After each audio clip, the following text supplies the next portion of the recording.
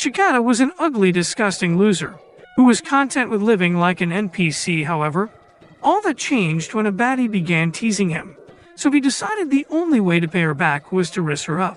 One particular day, while the entire class was paying attention to the ongoing lesson, Nishikata was busy making a jack-in-the-box when Takeji asked the incomplete bobblehead what he was doing.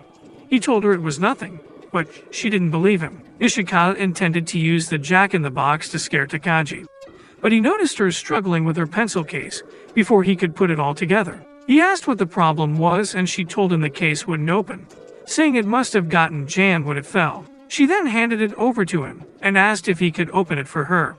Nishikata took the case and was surprised to see that it opened easily, but he nearly had a heart attack when something popped out of the case, causing him to scream bloody hell. His courage, the cowardly dog screamed, drew the attention of the other students and their teacher, who told him to put a cork in it.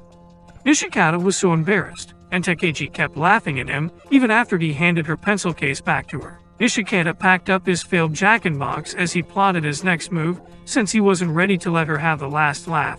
Takeji then asked to borrow his eraser, and after he handed it over to her, she asked if he remembered the old sayings about erasers and crushes. It was believed that writing your crush's name on your eraser and using it all up would guarantee that your feelings became mutual. Nishikata told her he remembered the saying, but also said it was the dumbest thing anyone could ever do. Takeji simply hummed as she slowly pulled his eraser out of its covering and examined it. For some reason, Nishikata began to panic as he couldn't remember if he'd written the name of his crush on the eraser. Takeji made it worse by making sounds that made him believe he'd indeed written someone's name on the eraser. Embarrassed, he begged her to return his eraser, so she did, and immediately after he grabbed it and examined it, he realized she'd been messing with him. This made the fool scream in annoyance because she'd gaslighted him into believing a lie. In a screaming fit, he noticed her eraser on her table and began complaining, only to be taken out by a sniper rifle for being too loud. The man told him to shut his pie hole and threatened to have his mouth sewn shut the next time he disrupted the class with his voice. Nishikata apologized and sat back down, feeling more embarrassed than he'd been earlier. So he told Takeji, who was still laughing at his expense, to cut it out.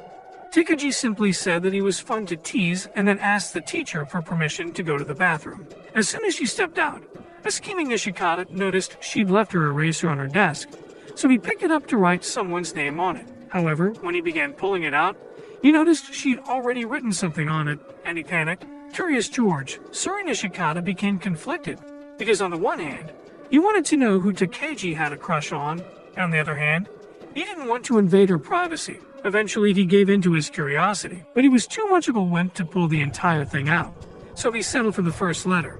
The letter read Lo, and the funny part was that this dumb idiot was disappointed that it wasn't his name. However, he convinced himself that it wasn't so and pulled the entire eraser out to find out who the person was. Surprisingly, what was written there wasn't a name, but a message asking him to look at the hallway. The moment he did so, he saw Takeji smiling at him, which shocked him as he couldn't believe she pulled a fast one on him again. She then walked back into the classroom and told him that his shocked face had been a picture-perfect replica of Ghostface, which only added to his embarrassment. Refusing to look at her, Nishikata promised to get his revenge one way or another, and Takeji wished him good luck. The following day, Nishikata went to school very early in the morning since he was on day duty, which he hated. When he got closer to school, he looked up and saw Takeji watching him from the classroom window, which surprised him. When he got to his classroom, he discovered it was as empty as his head, but he was sure Takeji was hiding in the room. Refusing to let his guard down, he looked around the classroom, hoping to find where the Loki wannabe was hiding. He soon discovered her shoes sticking out from underneath the podium and concluded she was trying to scare him. Instead of confronting her, he decided to take another approach and went to sit at his desk, after which he loudly said he was going to do his chores. Nishikata was sure Takeji would become frustrated that her plan failed, and he'd be able to gloat over it when she came out of hiding. The next moment, however, his slow, malfunctioning brain suddenly clicked, and he realized Takeji was way too smart to make such an obvious mistake. This made him get up and search the room for where she might have hidden. After he checked the classroom and the hallway, he figured she was hiding in the cleaning supply closet, so he tipped it over to it and yanked the door open. As expected, it was empty, so he rushed to the podium to confirm his suspension and found only Takeji's shoes. His inability to locate her left him in a daze. so he sat at his desk, wondering if his mind had played tricks on him. Suddenly, the curtain was pulled back and Takagi revealed herself, causing Nishikata to scream and fall off his chair. Takagi laughed at his predicament and told him she'd been watching him play Sherlock from behind the curtains. Nishikata wasn't happy that he'd been outsmarted again, but he could only watch Takagi laugh at his expense. Eventually, the two sat down at their respective desks, and Takagi told Nishikata that she hoped no one else would arrive. This made Nishikata's cheeks heat up as her words hinted that she enjoyed being alone with him. So he tried to ask if she had a crush on him. Before he could get the words out, their classmates Mina, Yukari, and Sanae walked in, so he lost his nerve. After watching the three girls argue about something, Takagi reminded Nishikata that he had yet to complete his morning chores, so he immediately scrambled to do them. Later that day, while Nishikata was in the boys' bathroom grumbling in front of a mirror about how Takagi never stopped teasing him, Nakai walked in. Nakai assumed he was practicing his funny faces, and when he asked Nishikata about it, a light bulb suddenly came on in his head. While he concentrated on perfecting a funny face, Nakai asked if he had feelings for Takagi since they were always together. Nishikata immediately turned to face him, and Nakai forgot about his question as he burst into laughter. Nishikata soon left the bathroom, feeling as though he just won America's Got Talent, since his so-called funny face had left Nakai in a laughing fit. When class began later, he decided he would get Takagi in trouble with their teacher by making her laugh at his funny face.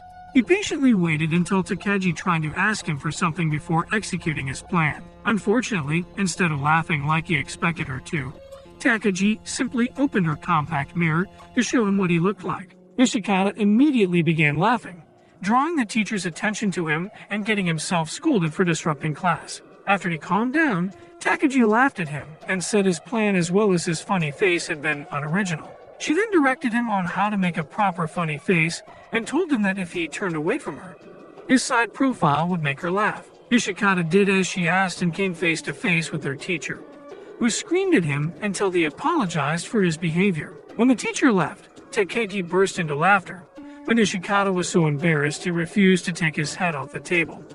A few days later, they had a calligraphy class, and their teacher asked each of them to write out their favorite words. Takagi suggested to Nishikata that they both write something they wanted from one another, and he agreed. When they were both done writing, they showed each other what they had written. Takagi had written status quo, while Nishikata had written restraint. Takagi asked what kind of restraint he wanted her to exhibit, and he realized he'd failed to get his message across. Since he was way dumber than Shaggy and Scooby put together, he wasn't sure how to explain it to her, so he changed the subject and asked why she'd written status quo. Takagi explained to her dim-witted friend that she'd written that because she wanted things between them to remain the same. That way, he'd remain the unofficial class idiot, while she'd remain the queen of tricks and pranks. Nishikata was very shocked by how much of an evil witch Takagi was proving herself to be, so he decided to up his game and asked that they write something else. This time around, he decided to write the word kindness, so that Takagi would realize she was more of a devil than an angel. However, Takagi, who was unaware of his plans, unintentionally pulled the ultimate reverse move by complimenting his handwriting, which caught him off guard. In his momentary state of shock, he dropped his brush, so she helped him pick it up and handed it back to him, making him question everything he knew about her. While he was lost in thought, she asked him to stay still because he had something on his cheek and wiped it off with her thumb. This was enough to convince Nishikata that even though Takagi teased him, she was a kind-hearted person, so he changed what he wrote down. He settled for telling her to stop teasing him, and Takagi promised to try her best not to after he showed his paper to her. When she showed him what she'd written down, he was surprised to see a message telling him that he had ink on his face. That was when he realized the cunning fox of a girl had put ink on his cheek when she touched him earlier under the pretext of removing something. During English class a week later, the teacher asked Nishikata a question, but since he hadn't been paying attention, he didn't know the answer. Takagi whispered the number 16 to him, and without hesitation, he repeated it to the teacher, who threw a chalk at his head. The man told him they were in English class and not math, so he better get his head out of the clouds and back in class. Nishikata sat back down feeling embarrassed, and Takagi told him she'd said that number to let him know what page they were on, but he didn't believe her.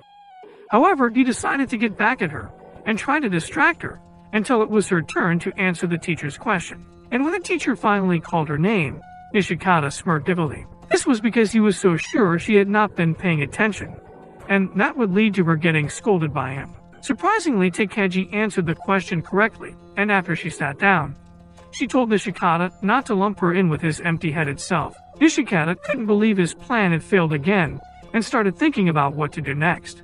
The next day, the class had a swimming lesson, but Nishikata couldn't get in the pool with the others because he had an injured hand. While he sat in the shade lamenting his predicament, Takeji suddenly joined him and asked how he'd gotten hurt. Nishikata just mumbled a few incoherent words, so she asked if he'd gotten hurt when he tried to pet a stray cat. He was so surprised by how accurate her guess was that he stupidly asked if she was psychic. Takeji just laughed and told him that she'd only made a wild guess, which his reaction confirmed to be true. Nishikata felt embarrassed, so he tried to change the topic by asking why she wasn't in the pool with the others. Before she could answer, he remembered his friend Takao, who was modeled after a mole rat, had told him that if girls were on their period, they didn't get in the pool. Since Takao had also mentioned that the period caused abdominal pain, and Takeji was holding her stomach, Nishikata assumed that was why she was sitting with him. Takeji then asked him to guess the reason she wasn't swimming since she'd guessed his, but he felt it would be awkward saying period, so he declined her request. This made Takeji tell him that she'd won, and since he didn't like losing to her, he summoned the courage to say it, but had to rethink before he could. Nishikata felt Takeji was trying to lead him into a trap, and he didn't like that. He tried to come up with another answer, but he couldn't seem to find any. And when Takeji asked if he had an answer, he said no. She then asked if he was trying to figure out an answer, or just staring at the different plot sizes of their classmates in the pool like a shameless, cultured loser. Nishikata swore he wasn't checking their classmates out, and when he looked in her direction again, a thought crossed his mind. He began to wonder if Takeji wasn't swimming because she was ashamed of her runway chest. However, he knew that saying something like that would be rude, so he went his first option. But Takeji said his answer was wrong, and told him it was rude to point stuff like that out to a girl. He then tried to apologize. She simply laughed and then took off her PEE to reveal her swimsuit. This made him realize that she had been messing with him, and since he couldn't do anything, he watched as she got into the pool with the others. A few days later, Nishikata was on his way home from school when Takeji rode her bike close to him and suggested they go home together. As they walked, she asked if the juice he was drinking tasted good, so he offered her a sip. Takeji took the can from him and was about to drink from it when Nishikata pointed out that by doing so she was kissing him indirectly. He said this hoping she'd get flustered about the idea of kissing him, but Takeji didn't care. As she drank from the can, Nishikata stared at her with his mouth wide open as he couldn't believe she wasn't bothered. When she gave him back the can, he kept staring at the spot her lips had been, so Takeji asked if he wasn't going to drink from it. He told her he would, and even though he was having an internal breakdown, he schooled his facial expressions and raised the can to his lips, just as he was about to drink from it. Takeji told him he was about to kiss her indirectly, so the never-been-kissed virgin panicked and dropped the can. This made Takeji laugh, but Nishikata said nothing as he picked up the can and tossed it into a nearby trash can. To his surprise, it went in directly, and that made him feel like he was Kuroko. He picked up another can and tossed it into the trash can again. So while he was basking in his new skills, Takeji gave it a shot. Unfortunately, she didn't make the basket and Nishikata mocked her for being a terrible shot, so she proposed they play a game. She said that whoever made the next basket toss would win, and since Nishikata was overflowing with pride, he agreed. He even went as far as saying that if she won, he'd do whatever she wanted him to do without any argument. Takeji agreed to his proposal, and before she tossed the can, told him not to take back his words when he lost the match. When the can went into the trash can, he was surprised but assumed she'd just been lucky. He then picked up another can and was about to toss it when Takeji told him she would give him her first kiss if he won. Her words caused his brain to momentarily short-circuit, and that made him miss the shot. Nishikata fell to his knees in defeat as Takeji laughed and celebrated her victory over him. When they continued on their way, Nishikata couldn't help but wonder what sinister thing she'd make him do since he'd lost. However, Takeji suddenly stopped and told him she didn't mind if he didn't do anything for her, which surprised him. He tried to convince her to give him a task, but she refused, saying there wasn't any need to do so. A little while after Nishikata got home, he decided to do some push-ups as a way to mentally prepare himself for when he met Takeji the next day. Unfortunately, he was no Goku or Vegeta, so his arms gave out after a few push-ups, and he fell flat on his face. Still, they refused to give up as he aimed to level up like Sung Jinwoo and prove to Takagi that he could beat her at her own game. The next day at school, his muscles were sore from all the push-ups he had done the previous day. And when Takagi noticed something was wrong with his arms, she asked about it. He'd assured her that everything was fine. But she didn't believe him and poked him to see if he'd react, which he did. Takagi laughed at his reaction, and when she finally stopped, she asked why he was sore. So he told her he started muscle training the day before. Takagi found it interesting that a lazy ass like Nishikata was working out, and she told him he wouldn't last 3 days. Nishikata just smiled to himself as he swore to prove her wrong, which was why when he got home that evening, he continued his training. A few days later, while he and Takagi walked home together, she asked if he was still doing his muscle training, and he told her yes. Takagi admitted that she'd expected him to give up and commended him for his dedication. However, she told him that if he trained too much during his growth spurt, it would hinder him from growing taller. This freaked Nishikata out, because even though he admired Captain Levi, he didn't want to be the same height as he was. He also didn't like the idea of Takagi being taller than him, and was about to say something when she told him not to let her words bother him. She assured him that it was just a rumor, and said it was a good thing he was taking his training seriously, because he was starting to look like her dream man. In response to her statement, Nishikata began blushing so hard, you'd think his face was a heated iron. Takagi noticed this and laughed at him, making him realize she'd been teasing him as usual. The next day, it suddenly began to rain after school, and while Mina complained to her friends about not bringing her umbrella, Nishikata noticed Takagi hadn't moved from her desk. When he asked why she wasn't leaving, she told him she'd left her umbrella at home, and he began laughing. He even threw a few insults at her for being forgetful. But Takagi surprised him by ignoring them and asking him to share his umbrella with her. As they walked home, Nishikata's brain worked overtime because he couldn't help but think about how sharing an umbrella made them look like a couple. To take his mind off it, he tried to strike up a conversation, but it died as soon as it began. While he was thinking of something else to do to make the situation less tense and awkward for him, he noticed a frog sitting on a fence. He then grabbed it and tried to scare Takagi with it, but she took the frog from him and gushed about how cute it looked. This made him wonder if she was the Japanese version of Princess Tiana. But before he could say anything, he noticed she put the frog on his shoulder. Nishikata screamed almost immediately, and Takagi laughed at how scared he was of a harmless frog. As they continued on their way, Takagi noticed Nishikata's right shoulder was getting wet because he was trying to make sure she didn't get wet. So she moved closer to him. This caused Nishikata's heart to begin galloping like a horse, so he tried to calm himself down by talking about random things. Takagi ended up teasing him, but thankfully the rain soon stopped, and he begged her to stop messing with him before they went their separate ways. 2 days later, Nishikata was summoned to the teacher's office because of his recent disturbance during class. After the teacher scolded him, he told Nishikata that he was to clean the science room after school. Nishikata thought the chore was too much for one person to handle, but he didn't complain and went to the science room after school. As he grumbled to himself, he opened the cleaning supply closet and almost became the new colossal titan as he nearly jumped out of his skin in fear. This was because Takagi had hidden in the closet and waited for him to open it before she scared the shit out of him. When he recovered, he asked why she was trying to send him to the pearly white gates before his time, but she just laughed. She then stepped out of the closet so he could pull out the brooms and proposed they play a game to make their chore more fun. Nishikata asked what she had in mind, so she told him they would play rock, paper, scissors, and said that the loser had to clean a quarter of the room alone. Nishikata thought about it, and concluded that if he channeled his inner Gonfreaks, he would win the game, so he agreed. Before the game began, Takagi told him she would use rock, and that was enough to throw him into confusion as he wasn't expecting her to do it, so he lost. While they cleaned, Nakai walked by with Mano, and when they noticed Nishikata and Takagi in the room, they stopped to say hello.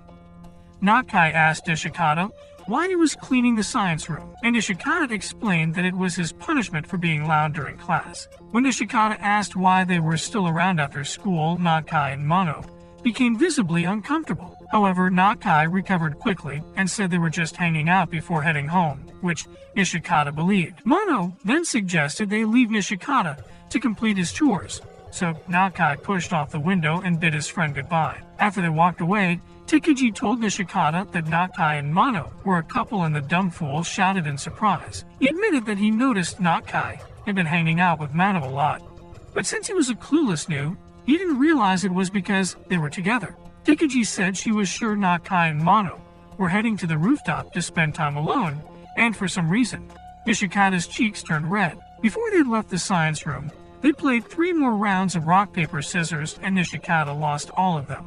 So he ended up cleaning the room alone. As they walked home together, Nishikata complained about the heat. So Takeji suggested they get some drinks. She then proposed that they play a game in which the loser had to pay for the drinks, and Nishikata agreed on the condition that he pick the game. When he spotted some high bars in a playground, he decided that the game would be to perform a kickover on them. He felt very confident that he'd win since he'd randomly done a kickover one day and nailed it. He had felt like an Olympic gold medalist at that moment, so he was determined to show Takagi he was better than her. When Takagi pointed out that she was wearing a skirt, he was glad because he thought she'd forfeit since she couldn't do a kickover with it. But she told him she didn't mind. The only thing she asked was that he look the other way while she was doing it, so his wandering eyes didn't get to see her underwear. Nishikata tried to argue that if he did so, he wouldn't be able to tell if she did the challenge or not, but she told him that he'd lose if he looked, so he kept quiet. Soon after he turned away, Takeji held on to the bar and did the kickover. But Nishikata wasn't convinced she'd done it. That was why after he finished his challenge, he suggested they do it again. Takagi agreed and went first, but Nishikata's curiosity and urge to prove that she was only pretending to do the kickover made him turn around at the last second. He was so shocked to see that she not only did the kickover, but was also wearing shorts underneath her skirt. Quickly, he turned away, acting like he hadn't just broken the one rule she set for the game. Eventually, the guilt got to him, so he told Takagi what he had done and bought the drink after admitting his loss. As she drank her juice, Nishikata asked why she'd made him look away when she had shorts on. Takagi simply looked at him and called him a cultured brat for looking at her in the first place. When she began walking away, he chased after her and tried to explain that his intentions hadn't been impure. But Takagi refused to listen and teased him about it. That night, Nishikata stayed up late watching an anime with his air conditioner on full blast, so he ended up with a cold and couldn't go to school. At school, Takagi kept glancing at his desk while class was going on, and when she finally decided to concentrate, Nishikata walked in. The teacher asked if he was strong enough to be in school, and he assured him that he was, after which he took his seat. When Takagi asked the same question, he did a hair flip that was supposed to make him look irresistible to her and said he was fine. This made her ask if he had spent his night watching the 100% unrequited love anime. Nishikata was shocked that she'd guessed correctly, and was about to ask how she knew when a chalk smacked him in the head.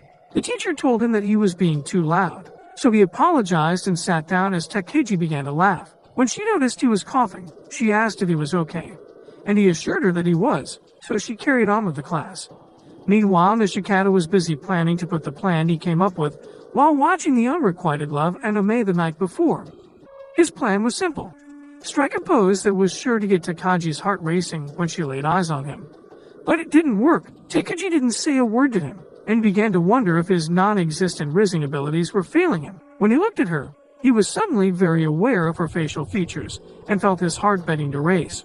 Realizing that he was starting to see her differently, Nishikata immediately tried to get rid of those intrusive thoughts.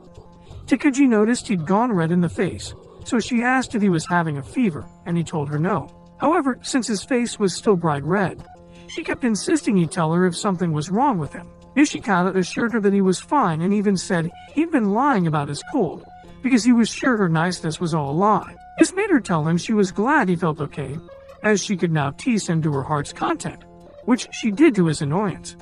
Some days later after school, Mina insisted her friends follow her to a snack shop so she could buy a baked sweet potato-flavored ice pop. As they got closer to the shop, Yukari stopped walking, and when her friends asked why, she pointed at the shop, saying Nishikata and Takagi were there. Yukari was about to suggest they go elsewhere, because she thought Takagi and Nishikata were on a date.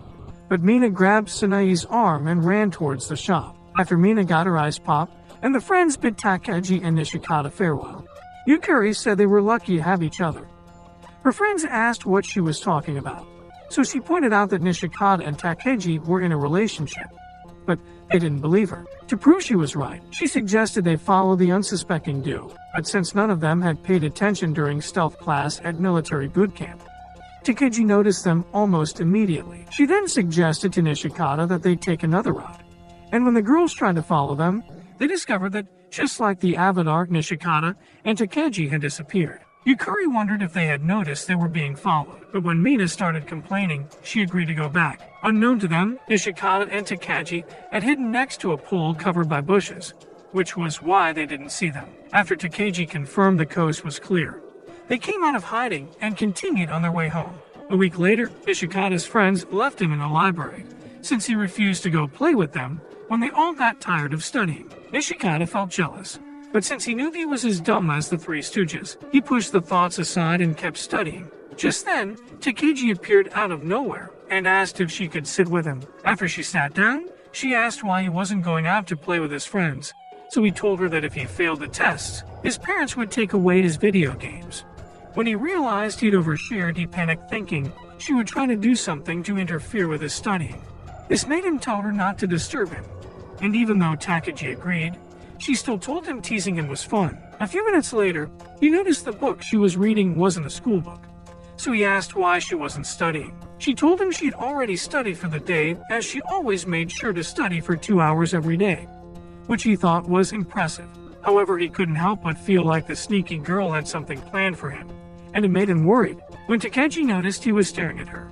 She asked if he was staring because he'd fallen hopelessly in love with her, making him blush as he turned his head away. Realizing his actions made him look like a certified simp, he tried to set the record straight, but she cut him off and pointed out that he'd gotten the equation he was solving wrong. When he tried to figure out where he'd gone wrong, she moved her chair closer to him and explained it to him. Nishikata was glad he was getting tutored by Albert Einstein's protege, but he began to wonder if there was another reason why she was helping him.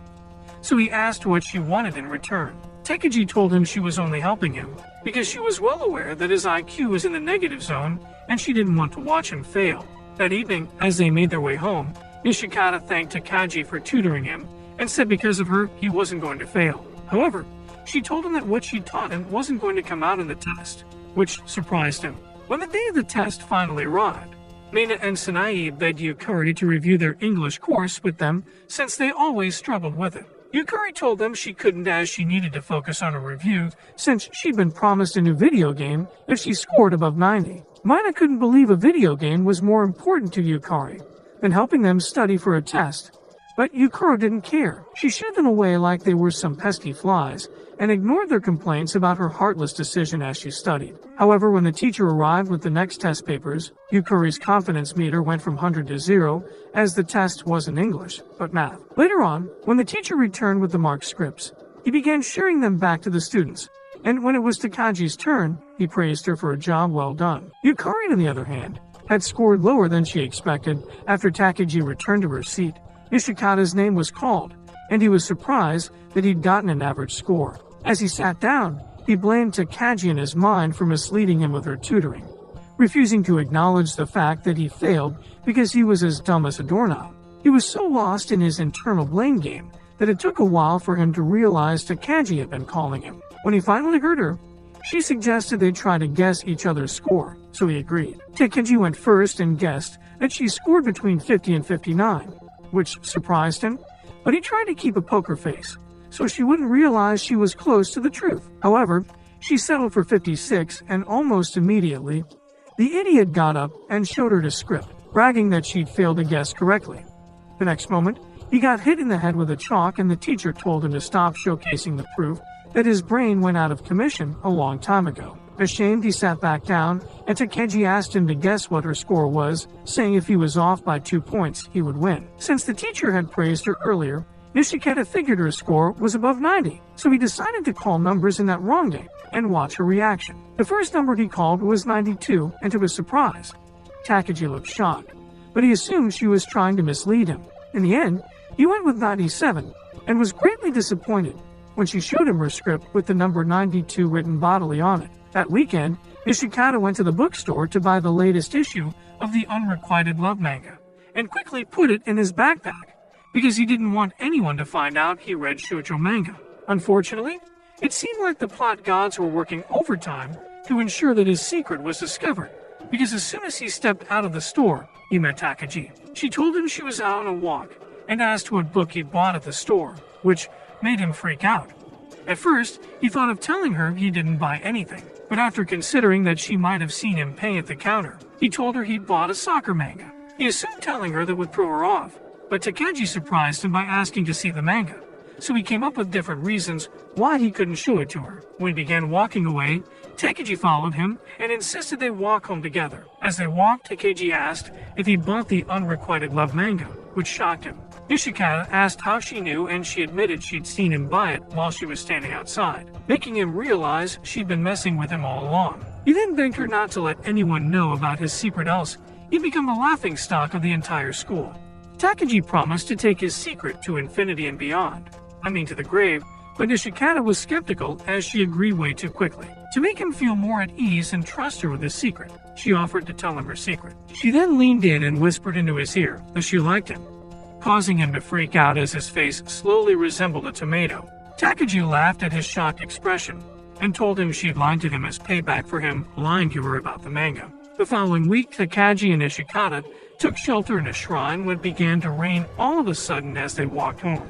Nishikata noticed Takeji's shirt was soaked through and making her innerwear visible, so he quickly looked away, hoping she hadn't noticed him staring. However, he still wasn't okay with just looking away, so he began talking about the anime he wanted to watch when he got home. Takeji teased him for his obsession with the Unrequited Love series, but he swore it wasn't an obsession and reminded her that she promised never to speak of it. She told him it didn't matter since no one else was around, and he agreed with her. She then went to pull out her PE shirt from her bag so she could change out of her wet clothes and discovered it was slightly wet. This made her ask Nishikata for his PE shirt, and while she changed, he did his best not to turn into his other personality, Tom the Peeper. When she was done, she made a bet with him that the rain would stop when the town clock struck 5. Nishikata told her that it wouldn't, but she told him that if it did, he would have to do whatever she wanted, and he agreed. While they waited, a stray cat approached them, and when Takeji tried to touch it, Nishikata warned her that it could scratch her. The next moment, it shook its body to get rid of all the water, and Nishikata ended up with a wet shirt. Takeji offered her PE shirt to him, and before he put it on, he sniffed like a creep. Most likely because he wanted to commit her smell to his memory for when he decided to pull out his favorite sock later that night. Eventually, the rain stopped like Takeji said it would, and since the bet was that he had to do whatever she wanted, she asked him to go somewhere with her. A few days later, as they walked home, Nishikata happily talked about all the fun he intended to have during the summer holiday. Somewhere along the way, they spotted Nakai and his girlfriend riding home together on his bike, and for some reason, Nishikata suddenly went quiet. When Takeji noticed he was quiet, she asked if he wanted to give tandem riding a try, and he immediately refused. His reason was that they might get hit by the Isekai Avenger truck queue, and he wasn't ready to become an adventurer. Takeji pointed out that they weren't near any major roads, so his reason made no sense. Still, he refused, so she asked if he was embarrassed to be seen riding a bike with her, since she was way out of his league. Nishikata assured her that the one thing he could never measure up to was her large forehead, and asked her not to flatter herself because she wasn't all that. Takeji just smiled and suggested they go to a vacant lot to give the tandem riding a try. When they got there, Takeji made a deal with him that if he failed to do it, he'd have to buy her a can of juice. Nishikata did his best, but struggled to make the bike move as he always forgot to train his legs during his workout sessions. When he blamed her for his inability to paddle properly, Takeji said that the last time she'd ridden tandem with a guy, things had gone smoothly. This made him a bit jealous, so he began paddling harder than before because he wanted to prove he was better than whoever took her riding before. As he paddled, Takeji told him that the person she'd been referring to was her dad, and all of a sudden, Nishikata lost control of the bike. Since he lost the bet, he got her a can of juice, and when he tried to do the same for himself, he realized he was broke. When Takeji asked why he didn't get one as well, he told her he didn't want one, refusing to admit he was no better than a poor church rat. Takeji then offered him her can, but he refused to take it, opting to endure the heat until he got home. Thankfully, Takeji had Mother Teresa's heart, so she got him another can when she noticed he was sweating. After they were done drinking their juice, Takeji suggested they meet at the lot every day to practice riding in tandem until noon, and Nishikata agreed. Unfortunately, the next day, it rained throughout the morning, and everyone was stuck indoors. By noon, the rain stopped falling, so Takeji and Nishikata met at the empty lot, just like they agreed to. Since the lot was filled with puddles, Takeji suggested they go somewhere else and hang out, since they couldn't ride in the puddles. After Nishikata agreed, Takeji took him to an old abandoned tunnel and suggested a test of courage. She said there were rumors that something lived in the tunnel, and anyone who entered the tunnel was spirited away. Nishikata was visibly terrified, but because he didn't want to be featured in the newest edition of Diary of a Wimpy Kid, he told Takagi he wasn't. As they made their way into the tunnel, Takagi pointed out the paper talisman on the wall and said it was proof that something evil lived in the tunnel. The sound of water dropping somewhere in the tunnel caused Nishikata to scream, and Takagi teased him for it. She then pointed to an empty barrel and asked him to look inside to see if something was hiding in it. Nishikata tried to refuse, but when she called him a spineless coward, he stopped arguing and looked inside the barrel. As soon as he did so, Takagi suddenly screamed, and when he flinched in fear, she started laughing. However, when he turned around to scold her, she was nowhere to be found, and that intensified the fear he was feeling. He began calling out her name, but Takagi didn't respond, so he got scared that she'd been snatched by the spirit. The next moment, someone tapped his shoulder, and when he turned around, he came face to face with Takagi, which caused him to scream. Takagi asked why he was scared, but he told her he wasn't, and said he'd just been testing out his vocal range. Before they made their way out of the tunnel, Takagi pointed to a hole in the wall, and since Nishikata didn't want her to make a fool of him again, he decided to play a trick on her. He placed his hand inside the hole and began to scream for help, saying something was pulling on it. But when Takagi didn't rush to his aid, he turned to look at her. He was greeted with the sight of her, causing him to scream. A few days later, Nishikata was on his way to buy groceries when he noticed someone that resembled Takagi. After confirming that she was the one, he began following her, hoping to find something to use against her. When Takagi turned a corner, she glanced at him, and he began to wonder if she'd noticed he was following her. However, when he noticed the tip of her hat peeking out from beside the wall, he assumed she was trying to scare him and decided to counter her. To his surprise, he found only her hat, which she'd placed on the wall as a decoy. And just as he began to wonder where she was, Takagi jumped out of the bushes and scared him. She then asked where he was headed, and he told her grocery shopping, so she suggested they go together. When she turned to collect her hat, she got spooked by a flying bug and nearly lost her footing. Nishikata tried to play Superman, but ended up falling instead, scraping his knee in the process. Takagi suggested they go to the park and wash it off, and after he did, she handed him her handkerchief to tie it up. After that, they began playing with the water and splashing it on themselves because Takagi said it was fun. That weekend, Nishikata went to the mall to buy the latest issue of Unrequited Love, and after he walked out of the store, he ran into the bane of his existence, Takagi. Knowing she was going to get asked about the book he bought, he quickly asked what she was doing at the mall, and she told him she came to buy a swimsuit. Her words left Nishikata speechless, and he stared at her like a mindless zombie until she asked what type of swimsuit he liked. The question caught him off guard, but he managed to recover quickly and told her that he didn't care about swimsuits. This made Takagi tease him, so he tried to leave but stopped in his tracks when she asked if she could borrow the new issue of the Unrequited Love manga he just bought. Nishikata was shocked and swore to himself that Takagi was either a witch or a government spy. Refusing to let her see that he'd been caught off guard by her request, Nishikata told her that she was wrong about the manga he purchased.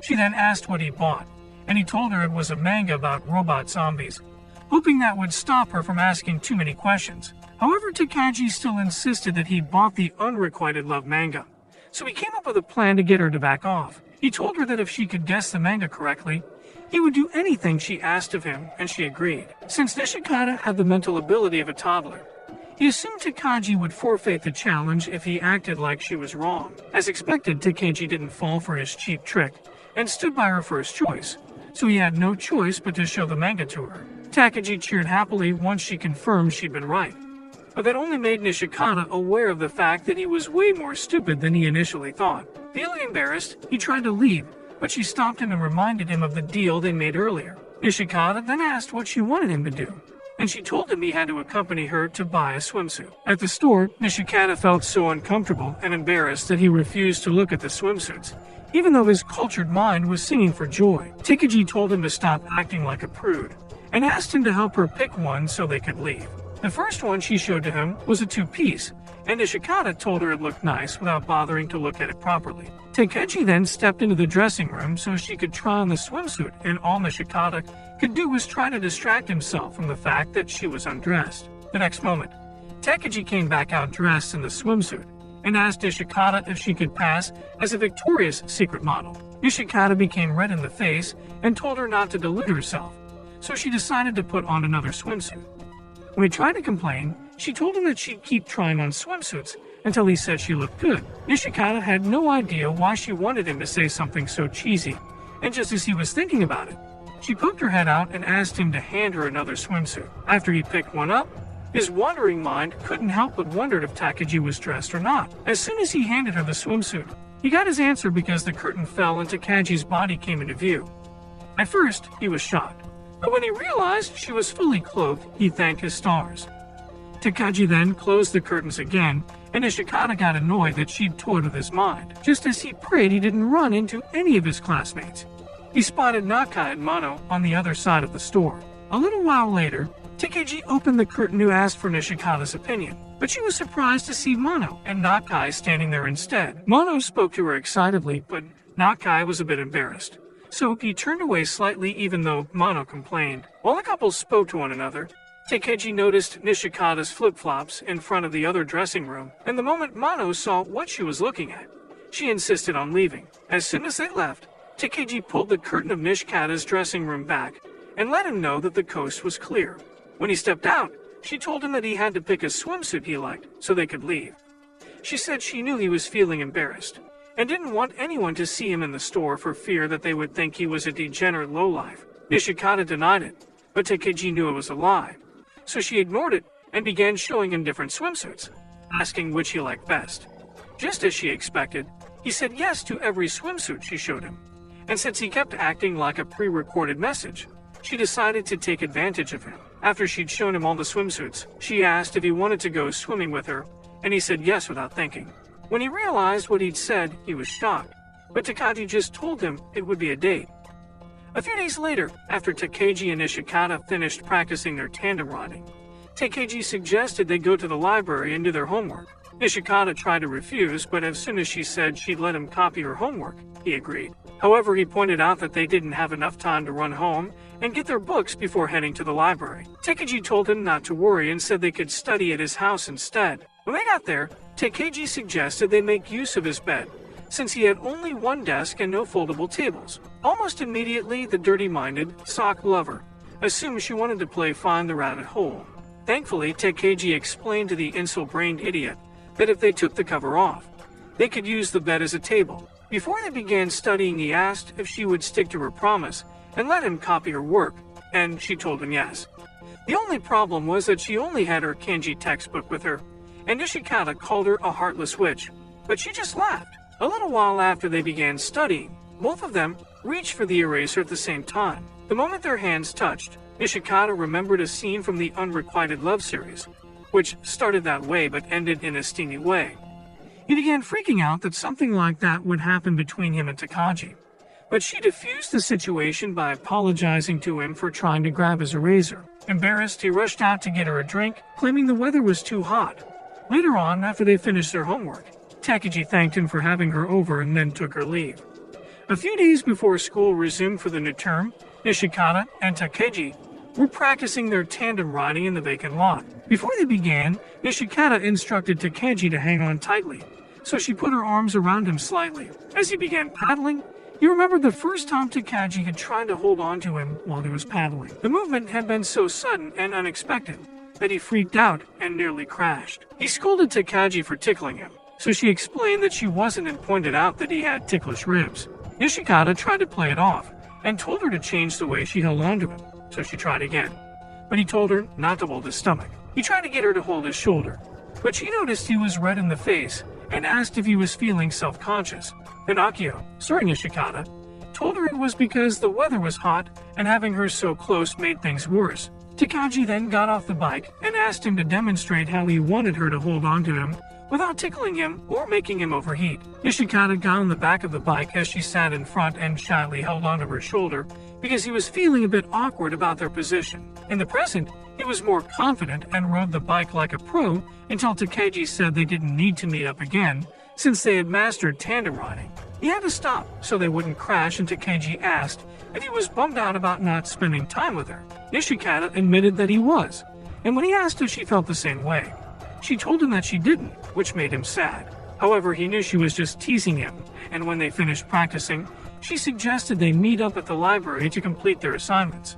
Days later, school resumed, and as Nishikata made his way to school, a strong typhoon wind blew. Since he'd watched one too many Harry Potter movies, the idiot stood in the middle of the street with his arms stretched out while he pretended he was the one creating and controlling the wind. The next moment, he noticed Takagi watching him, and he was sure he resembled a crazy cuckoo, standing there with his arms raised, so he put his arms down. When she got closer to him, he told her he was checking the direction of the wind. Takagi then teased him by reenacting the scene she'd witnessed a few seconds ago, making him feel like a fool. When she was done, she asked if he noticed anything different about her, and he said she wasn't with her bike. Takagi then told him that if he correctly guessed why she wasn't riding her bike, she wouldn't tell anyone about his failed attempt at sorcery. Nishikata knew it was because it was dangerous to ride a bike during a typhoon.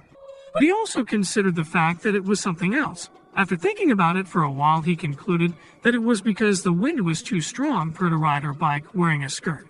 When he told her, she told him the correct answer was the first option he thought of, and he looked genuinely surprised, like it wasn't very obvious. A few days later, their class prepared for a marathon, and Kimuran noticed how enthusiastic Nishikata was, so he asked why. Before Nishikata could answer, Takagi walked over and asked Nishikata if he was sure he wanted to race against her, and he told her that he was.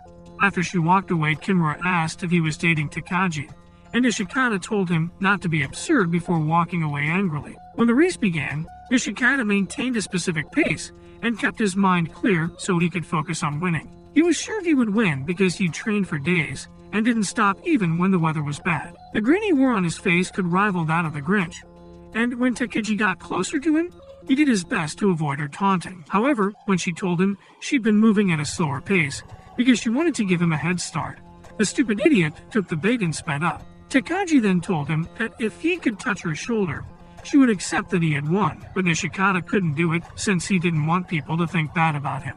Refusing to give up, he told her that if she could run 50 meters ahead of him, she would win. This was because he hoped she would get tired and eventually give up on the race, making him the winner by default. When she agreed, he was so happy.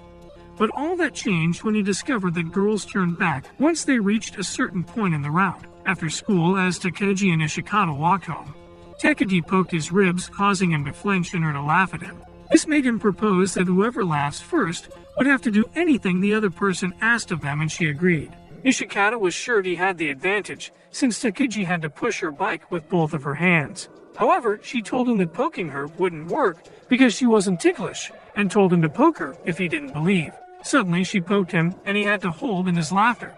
But as they continued on their way, he had a hard time deciding whether to poke her. When Takagi noticed his hesitation, she told him if he didn't do it, she would like him again. Before he could respond, she made a funny face, which had him laughing and holding his stomach. This made her say she won the bet, and since he was obligated to do anything she asked as the loser, she told him to poke her. Nishikata hesitated, but she assured him that everything was fine, and when he poked her, he was surprised to see that she'd been telling the truth. They then continued on their way, and Takagi told him that even though her ribs weren't ticklish, her armpits were. At that moment, Nishikata was sure she was messing with him, because there was no way in hell he was going to touch her armpits. A few days later, Nishikata got a new iPhone ripoff, and he was very excited to show it off at school the next day. When he got to school the next day, he collected the emails of his friends and handed the phone over to Takagi when she asked to see it. He assumed she would ask for his email address after handing the phone back to him, but when she didn't, he was disappointed. His mood remained the same for the rest of the day, and by the time they were walking home, he couldn't help but wonder why she hadn't asked for his email. He was very disturbed because he knew that his plan to tease her wouldn't work unless he had her email. Eventually, the slow-brained airhead realized he could have saved himself all the trouble if he had asked her for the email address in the first place. Not wanting to sound like some desperate, riskless loser, Nishikata then decided to weasel his way into asking for her email. When he finally asked, Takagi teased him, saying he just wanted an excuse to talk to her at home, after which she exchanged emails with him. Before they parted, she asked if he would join her for cleaning duty the next week, and he agreed. The following week, Nishikata joined Takagi for her cleaning duty, just like he promised he would. And while they cleaned the board, she noticed he looked tired. This made her ask if he had stayed up late chatting with his friends, and he told her yes.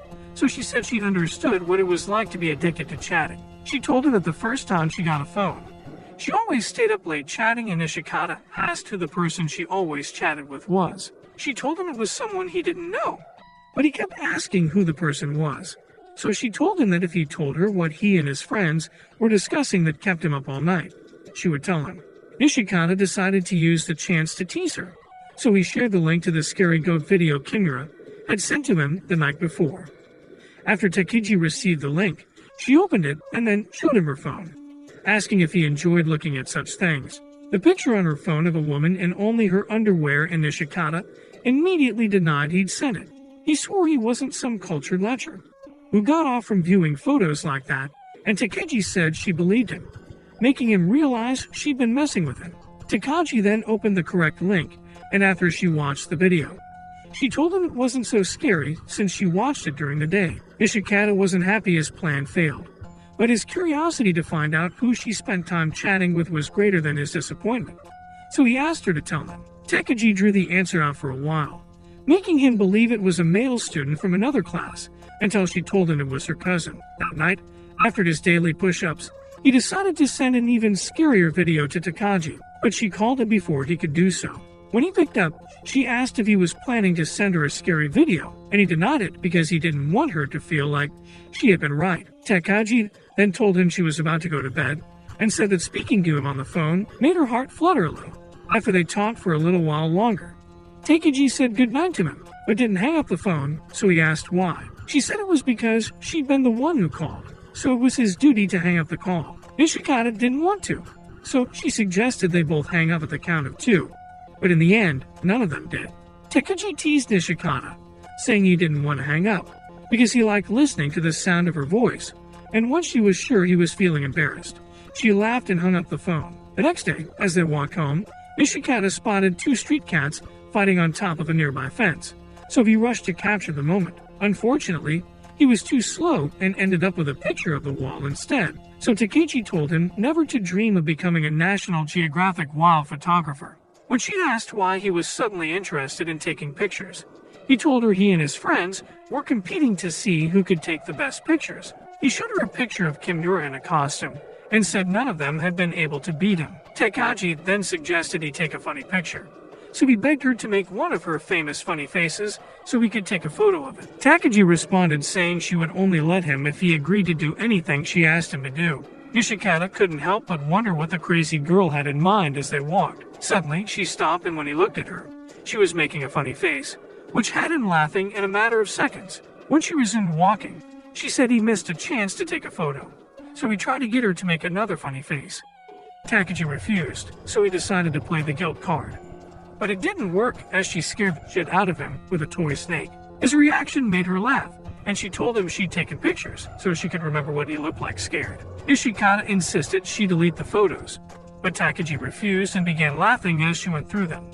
Seeing how carefree she was, he decided to take a photo of her, but at the last second, Takeji posed properly, so the picture turned out nice. Defeater Nishikata said he'd delete the picture if she deleted his, but she refused and said he could keep the picture. When she began walking in the direction of her house, she turned around and told him not to show the picture to anyone because it was embarrassing. Nishikata looked at it one final time and decided he could save it for future blackmail. A few weeks later, Nishikata was so lost in his thoughts that he accidentally ran into a pole and apologized to it, because he didn't notice it was a pole at first. Just then, Takeji pulled up beside him on her bike, and he prayed she hadn't witnessed his embarrassing moment. As they walked to school, Takeji didn't act like she'd seen what happened, but she did ask if he wanted to tandem ride to school. Nishikata told her no because he didn't want to give people the wrong idea, but Takeji teased him for looking embarrassed. As they continued walking, she pointed out that he'd gotten taller as his uniform seemed to fit him better than when he first got it. Nishikata looked at his sleeves and realized she was right, so began bragging about his growth spurt, saying Takeji hadn't changed a bit. This made Takeji say he was harassing her, so he quickly explained that he hadn't been referring to her underdeveloped plots. However, Takeji told him she was referring to her height and told him to clean his garbage-filled mind up. Takeji then told him that the only way to find out if she'd grown taller was for them to check. Instead of heading to school, they stopped at the shrine, and after taking off their shoes, they stood with their backs to one another, while Takeji was trying to measure their correct heights. Nishikata was busy enjoying the warmth her body was providing him. Eventually, he focused on what she was saying, and he heard her say they were the same height. But he didn't believe her and said she was lying.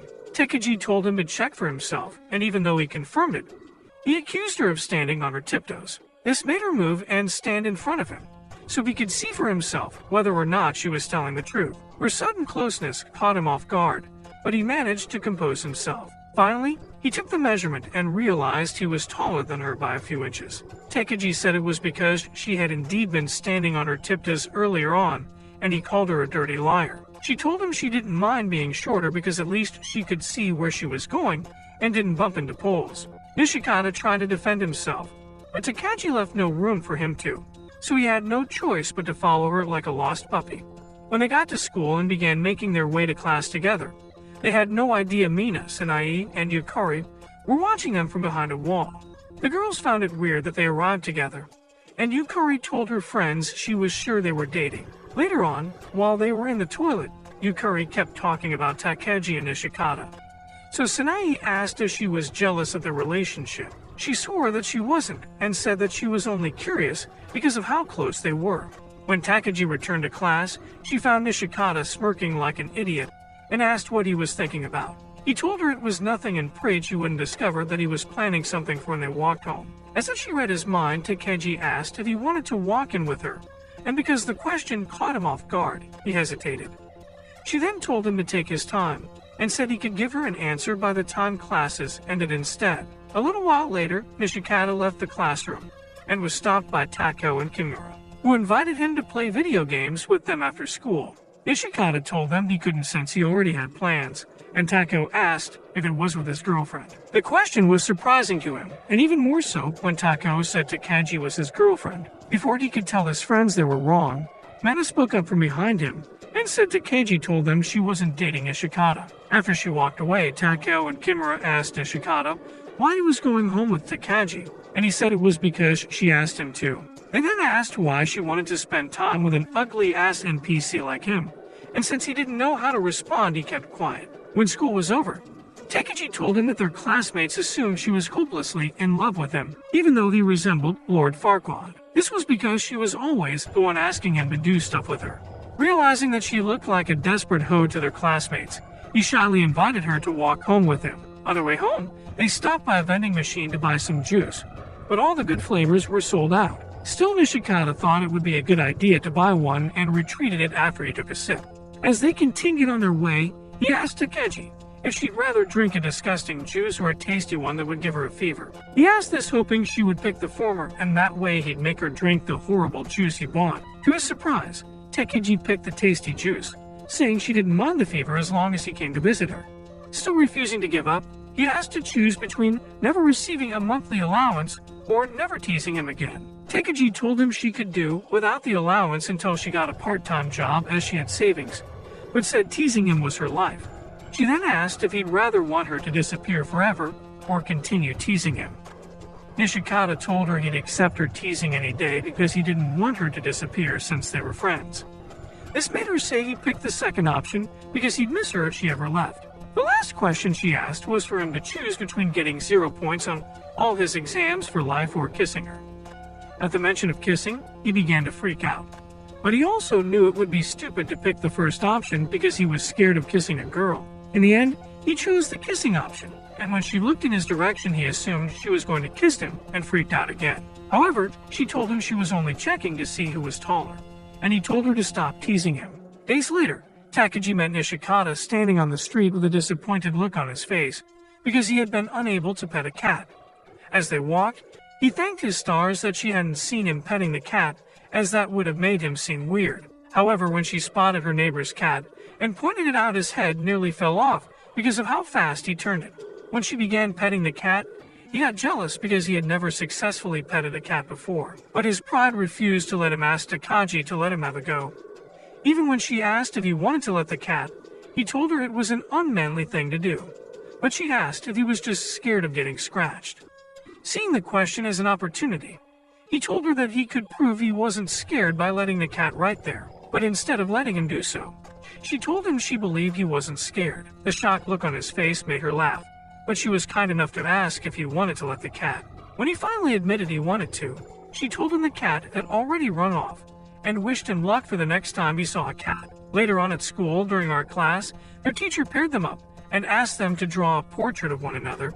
Takagi and Nishikata were paired up, and Nishikata, who was far from being the next Evensi, complained about it. He tried his best not to look directly at Takagi, but when she started laughing, he felt self-conscious. However, when he remembered he'd checked himself in the mirror before the class, he concluded she was messing with him as usual. Still, he was a little self-conscious, since he was well aware that his face was so ugly that kids cried every time they saw him. To make himself feel better, he decided to draw Takagi way uglier than him. When he overheard Mina telling Yukari that the drawing she made of her was the way she envisioned her, he decided that if Takagi complained, he'd tell her the same thing. By the time he was finished, he showed the portrait to Takagi, and even though he made her look like a cheap knockoff of Eren as the Attack Titan, Takagi didn't get mad at him. Instead, she made a funny face and told him that if he wanted to draw her that way, he had to take a closer look. Nishikata took the drawing back and began examining her face closely so he could correct it. However, it seemed that he looked too closely because his heart began to beat faster as he was suddenly made aware of how pretty Takagi looked. The spell was soon broken when Takagi showed him the portrait she'd drawn. He was very surprised to see that she'd captured most of his features, and when she added the red on his cheeks to indicate blushing, he complained that she'd gotten it wrong. The next day, Takagi and some of their other classmates gathered around a girl reading tarot cards so they could get their fortunes read. When Takagi noticed Nishikata walking past the class, she rushed out and asked him to play rock, paper, scissors with her. Nishikata thought she was up to no good, but she swore that she wasn't, and even promised to help with his cleaning duty if he won. So he agreed to play with her. Surprisingly, he won, and that made him feel like he was on cloud 9, because it was the first time he had ever beaten Takagi at anything. Since he'd won, she kept her promise to help him clean, and while they were doing so, she asked if he believed in fortunes. He said he didn't, but was curious to find out why she was asking, and she told him that she had gotten her love fortune read. She said the fortune had said she would do well with her current crush, which surprised him as he didn't think she had a crush on anyone. When she asked if he had a crush, he denied it, but she said she'd also done a live reading for him, and the fortune was the same as hers. This freaked him out, and he began to question whether or not he had a crush on her, because being so close to her made his heart race.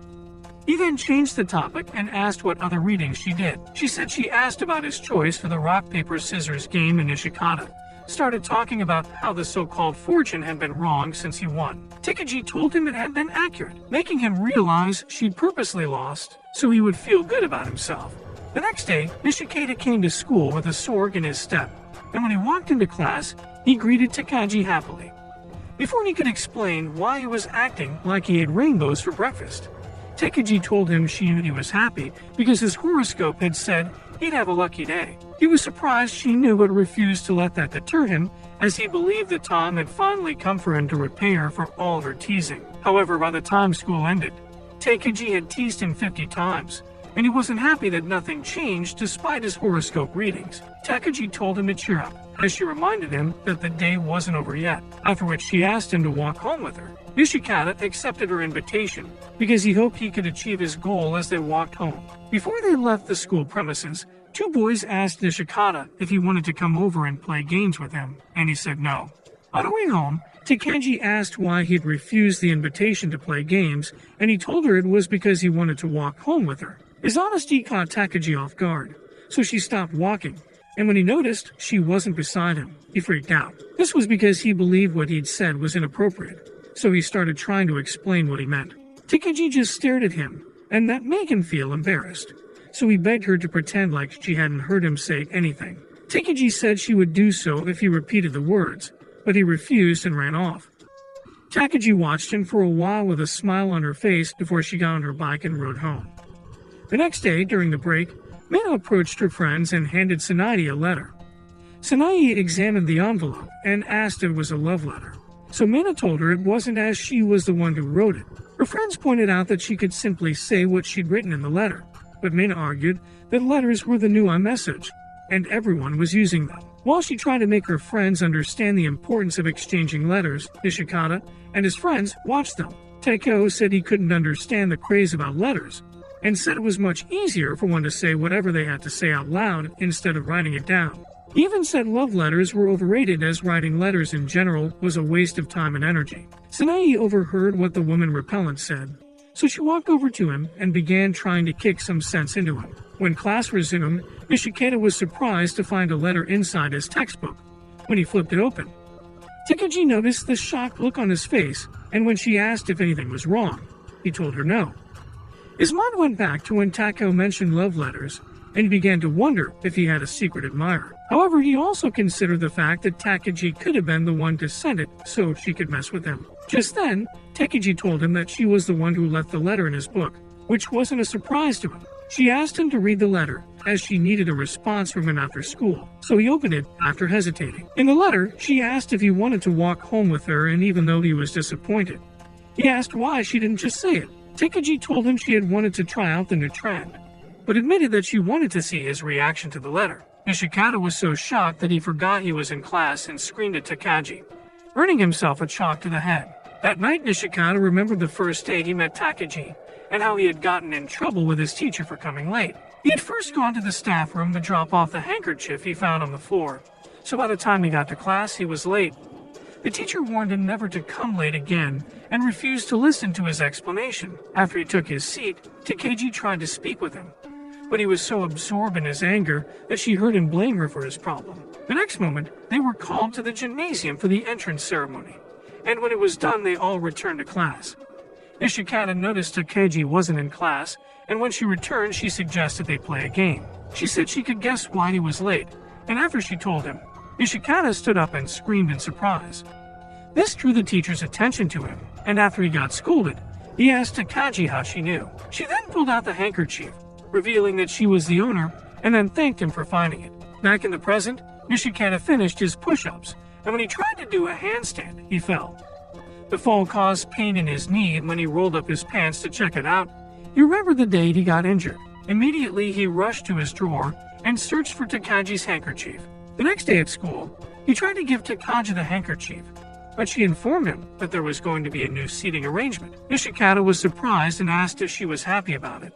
So Takeji admitted that she had hoped they would sit next to each other till the end of the year. A little while later, they drew ballots, and Nishikata learned that his new seating position was far away from Takeji. When Nishikata got to his new position, he discovered Mono was his neighbor, but she looked so depressed, and when she saw him, she let out a disappointed sigh. Nishikata knew his gorilla-inspired face had nothing to do with her disappointment, so he asked what the problem was.